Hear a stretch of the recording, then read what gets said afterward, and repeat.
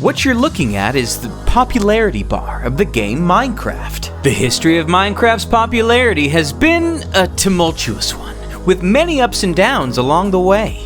From an explosive start as an innovative indie game, to the immense fall-off in the wake of a Microsoft acquisition, even an insane resurgence of unprecedented proportions during COVID. And with June 2024's release of the Minecraft 1.21 update, as with any release, everyone is once again discussing when Minecraft will fall off, when the updates just aren't enough any longer. Looking at the latest graphs, we see that outside of this release causing some activity in the community, it's in spite of an overall downwards trend. So people are asking, will Minecraft 1.21 be the update, able to stave off continued drop-off, or will it just be a temporary uptick in the downtrend? To answer this question, I'll be breaking down the entire timeline of Minecraft's popularity throughout the years, defining the different eras the game has gone through, while also exploring the current era we're in today, to predict how Minecraft 1.21 might impact the game's popularity, as well as in looking at what else is on the horizon for Minecraft. It all began with Marcus Persson, also known as Notch, who started working on Minecraft in May of 2009. Initially,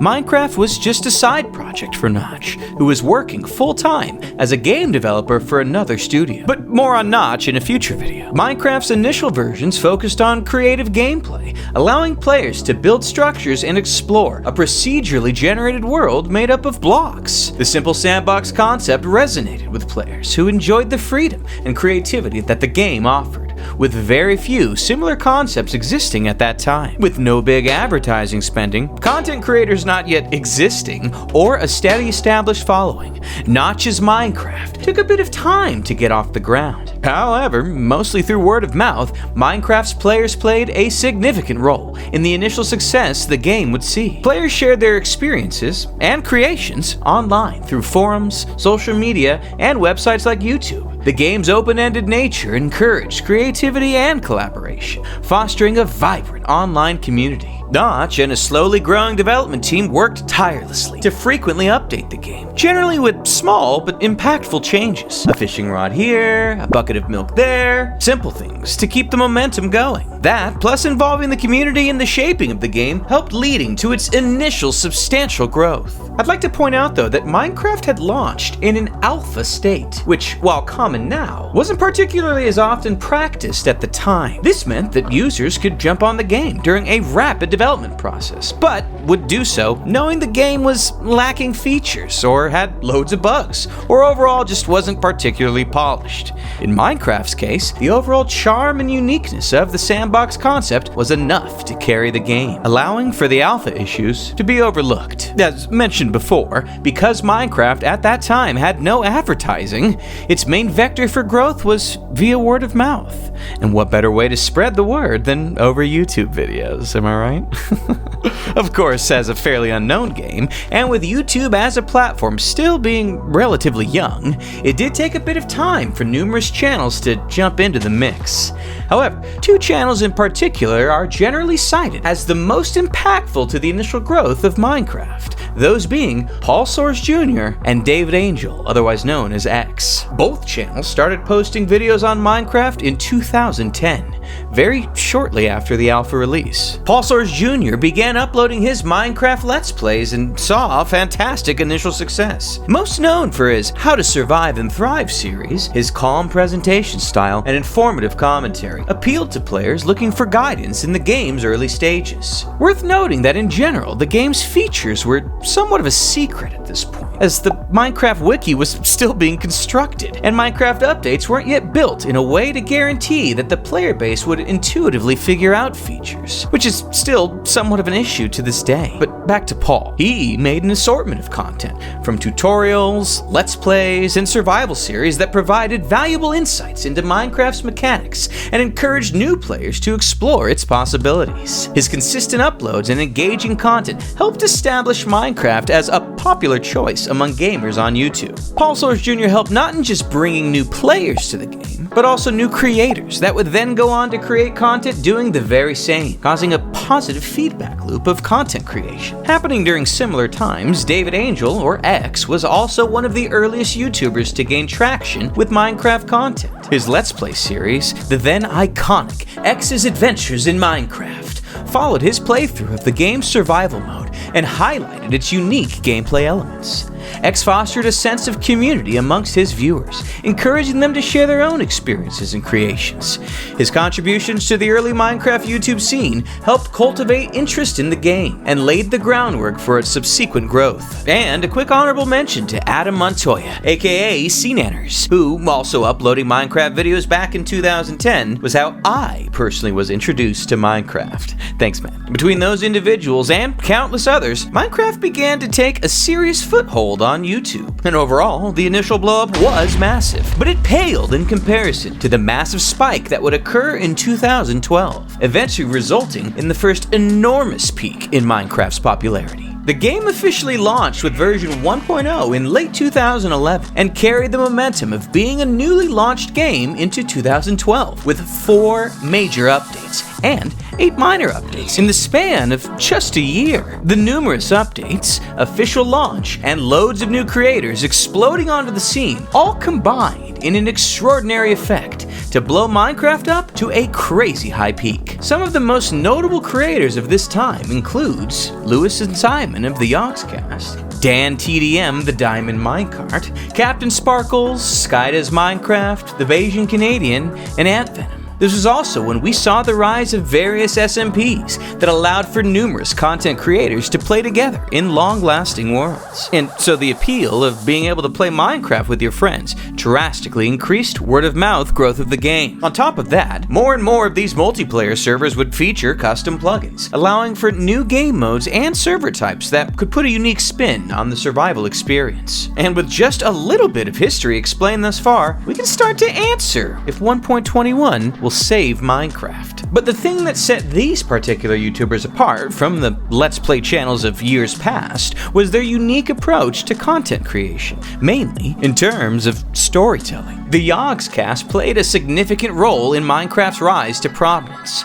Their story-driven, semi-scripted Let's Play series, Shadow of Israfel, became immensely popular, drawing viewers in due to the uniqueness of the content that set it apart. The Yogscast's collaborative approach to content creation, featuring multiplayer adventures and community events, showcased Minecraft's social aspects and encouraged collaborative play amongst fans, especially given coordination of multiplayer features at that magnitude was an anomaly at the time. Captain Sparkles had a variety of content styles, from Let's Plays to trying user-created maps and other types of content, but his most impactful contribution was hands down his music parodies, such as TNT and Revenge, which attracted millions of viewers and are at this point, along with his newer parodies, some of the most viewed Minecraft-related videos on the entire YouTube platform. The Diamond Minecart, or Dan TDM, reached a vast audience due to his family-friendly approach to content creation that was rather rare at this point. His content primarily focused on mod showcases, custom mod adventures,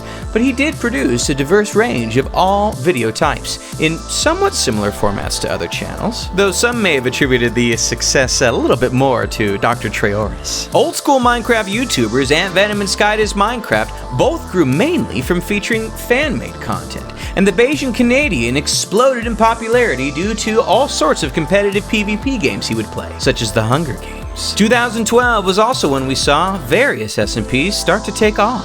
SMP, short for Survival Multiplayer, is a popular framework for content creation, as it allows for easy collaboration, fun storylines, and impressive builds. Hermitcraft, the current most popular SMP, had launched their Season 1 in 2012, but at that time, it wasn't all that popular, as it had mostly featured at the time smaller creators.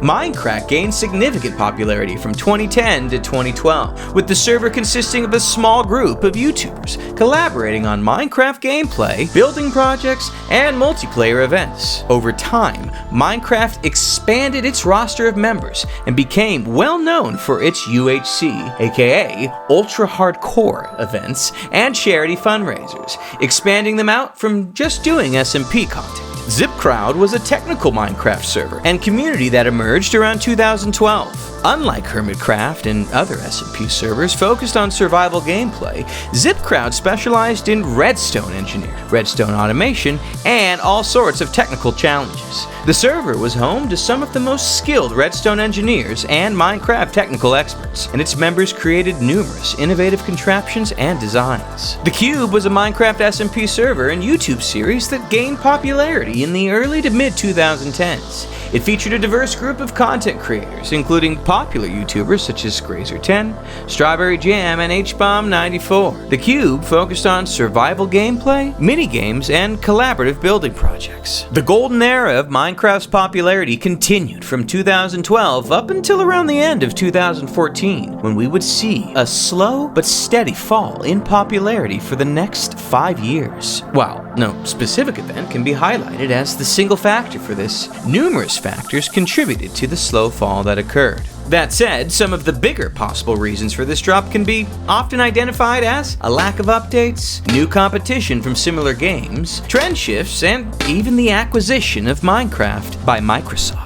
In late 2014, Microsoft bought Minecraft for an estimated $2.5 billion. While this likely didn't directly affect the popularity of Minecraft, it had some indirect effects that may have contributed to the drop in player count. The main effect that can be seen is that Microsoft clearly restructured the development process and team behind Minecraft, shifting to larger but less frequent of updates. And this leads us into an issue that has plagued Minecraft to this day, which is a perceived lack of updates. If you purely look at the amount of content added per year, it is fairly clear that the amount of developed work is similar to what had been being created before the purchase by Microsoft. However, the updates became larger and less frequent, leading to huge gaps between having new things added to the game. For example, in 2012, Minecraft had 4 major updates and 8 minor updates. In 2013, it had 3 major updates and 12 minor updates. 2014 had 1 major update and 7 minor updates.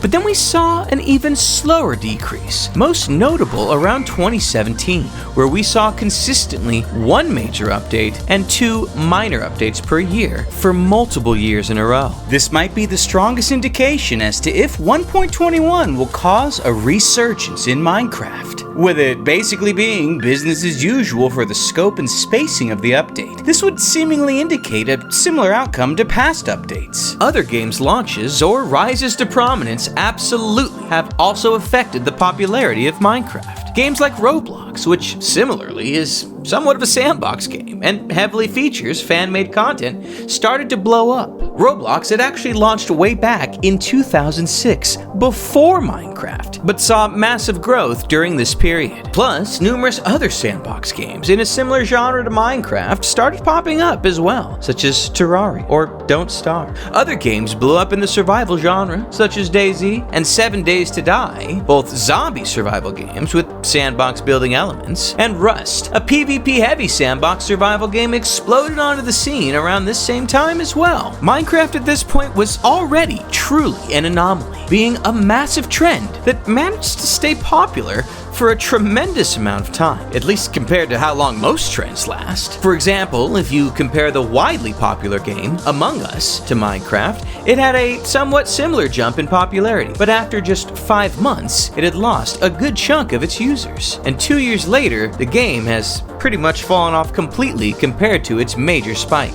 This is the normal path a popular trending game usually takes. It was around the time of late 2017 to mid-2019 where Minecraft was perceived at being at its low point, at least based on active user numbers, search results, and YouTube views. This stagnation likely was the result of 5 years of the previously mentioned issues. Since Minecraft had never experienced such a prolonged downtrend before, people wondered if its popularity would ever recover, or if the game would simply go out with a whimper. Even I, back in 2018, shared some of my doubts about where things were headed. I think there's three main reasons behind it. The first of which is just aging out, kind of getting over the game, you know. Number two is going to be a lack of innovation. At the time, no one really knew what was going to happen with Minecraft. However, all this would change, in part, due to the contributions of two prominent YouTubers, those two being PewDiePie and Dream. Now, PewDiePie, the already immensely popular YouTuber, the biggest of all time, began his Minecraft Let's Play series in mid-2019. His series gained significant attention and popularity within the Minecraft community, as well as with his YouTube audience. And with tons of fans that enjoyed his unique style of humor and gameplay, he brought Minecraft back into the minds of the largest YouTube audiences found all over the world. I mean, not everyone is quick to make a giant Swedish meatball in their world. PewDiePie's survival series became a cultural phenomenon, influencing trends, spawning memes, and of course, attracting new players to the game. This resulted in the initial resurgence of Minecraft, but that only held for around 5 months before the game's user base seemed to start dipping again. Happening around the same time, Dream, an already smaller but still popular Minecraft content creator, was mainly doing challenges and speedruns on his channel, as well as a cursed meme video every once in a while. Funny enough, one of his breakout videos was on the topic of the PewDiePie Survival World Seed, explaining how it was found by the community. But it was really Dream's Minecraft Manhunt series that gained the most popularity on YouTube, featuring intense gameplay where Dream attempts to beat the game while being pursued by one and then eventually multiple hunters. The series primarily showcased Dream's strategic gameplay, quick thinking MLG moves using impressive Minecraft skills that would capture the attention of millions, contributing to his rise as one of the most prominent figures in the Minecraft community. Dream also came with a deep understanding of how the YouTube algorithm was working at the time, employing numerous different video mechanics that would cause it to perform better on the platform. These longer videos had intense music that set tone and solidified stakes, and each video always featured multiple mind-blowing MLG moves, basically clutch moments that exploited some kind of Minecraft gameplay mechanic in order to get away from the hunters at a moment's notice. These moments in particular helped blow up the videos, as they were widely talked about and clipped and shared across social media. Dream's rise to prominence not only brought loads of new viewers to him, but it saw a return of past Minecraft fans to the scene, and pulled in a whole new generation of younger fans who were finally aging into playing Minecraft. These series of events had truly turned Minecraft's interest back around, and players who kept up with the game's activity levels could finally catch their breath. But Dream wasn't the only contributing factor to Minecraft's resurgence in popularity come late 2019 and early 2020. Some other big worldwide event had caused people to have loads of time to spend on games like Minecraft. COVID-19 resulted in widespread lockdowns around the world, and these lockdowns, funny enough, were massively impactful to Minecraft's popularity, for multiple fairly obvious reasons. With lockdowns, social distancing measures, and stay-at-home orders implemented in many parts of the world, people found themselves with more leisure time at home. Minecraft, with its open-ended gameplay and endless possibilities, provided a creative and immersive escape for individuals looking for entertainment and social interaction during these periods of isolation. If you'd ever wanted to recreate your house or apartment in Minecraft, being forced to stare at its inside, mastering every corner of its detail for months on end, this was the perfect time to do it. As in-person social gatherings became limited or restricted, many people turned to online gaming as a way to connect with friends, family, and communities. Minecraft's multiplayer capabilities allowed players to collaborate, build, and explore together in virtual worlds, fostering a sense of connection and camaraderie despite the physical distance. The pandemic led to an increase in content creation and streaming activities on platforms such as YouTube and Twitch. Minecraft had always been a bastion of creative content creation. Say that 5 times fast. But the COVID pandemic really just amplified both the audience size as well as the number of creators making content on the platform. We saw loads of new creators take off during this time. Maybe you've heard of one of them. But COVID continued to stretch on for far longer than people had anticipated. So during the times of COVID where lockdowns were still prominent, Minecraft's popularity stayed fairly stable. However, as you might expect, this wouldn't always be the case in terms of the lockdowns finally lifting across the world, effectively starting it back up. And so now we had 2 reasons at play. First, the lifting of the lockdowns, but two, the burnout associated with the lockdowns. As mentioned, lockdowns being lifted resulted in a drop of Minecraft's active player base, and not just for Minecraft, but for most media forms across the globe. All sorts of games, movies, TV shows, and websites saw massive drops in their user and viewer bases as people attempted to return to normal. Schools returning to in-person classes likely had the biggest effect for Minecraft, as it is difficult to play Minecraft during school while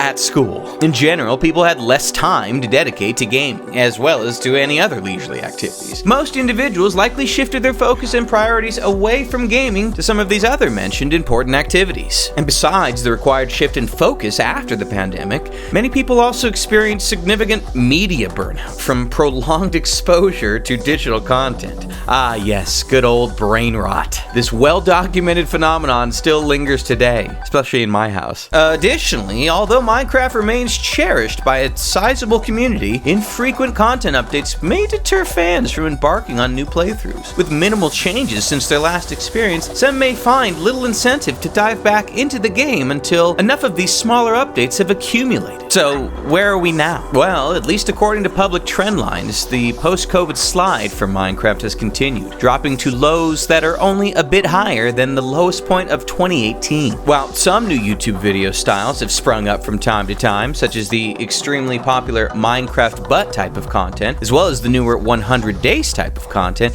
these haven't staved off the slow loss in popularity. And while these formats sometimes bring in insane viewership, often in the high millions, they are still significantly lower than the success that Dream saw during his Manhunt era that may have caused some of the resurgence of Minecraft in the first place. While these formats will likely slow the popularity loss, it's unlikely that we'll see them cause a resurgence. On top of that, Microsoft and Mojang in particular haven't really made any changes to their development approach that seemingly helped lead to the initial drop during the 2014 to 2019 timeframe. And so it's unlikely that we will see Mojang be the ones to pull Minecraft out of this dip. So then what's next for Minecraft? We can expect to see a small temporary uptick in popularity before an inevitable fall back to the continued slow drop-off. Though it does seem unlikely, based on the historical data, that Minecraft 1.21 will end up being the catalyst to bring the fans back. We can expect to see a small temporary uptick in popularity before an inevitable fall back to the continued slow drop-off. But take heart, Minecraft fans. If there's one thing Microsoft has proven they're willing to do, it's market, market, market. The recent news hype about the Minecraft movie starring Jack Black has remained the bee's knees of conversation. And Minecraft also just recently experienced its official 15th birthday, complete with free marketplace goodies, tons of new uploads on their official channel, heaps of new Minecraft-based merchandise, and of course, the latest update. I have a feeling that Microsoft will move mountains to make sure Minecraft remains a market mainstay, and not just a memorable moment in mankind's meandering. And a funny note, as of the finished editing of this video, it seems PewDiePie is dabbling in Minecraft once again. So hey, he might be just in time. Or who knows, maybe Minecraft will end up dying, getting replaced by some other game? Maybe Minecraft will end up facing fierce competition from Hytale, which has recently seen a lot of activity from the Hytale staff online. So while 1.21 may not turn Minecraft's numbers around, who knows, maybe a small YouTuber will blow up with their unique take on Minecraft content, sparking a renewed interest in the game and reigniting its popularity once more. You can go ahead and subscribe to see when it happens.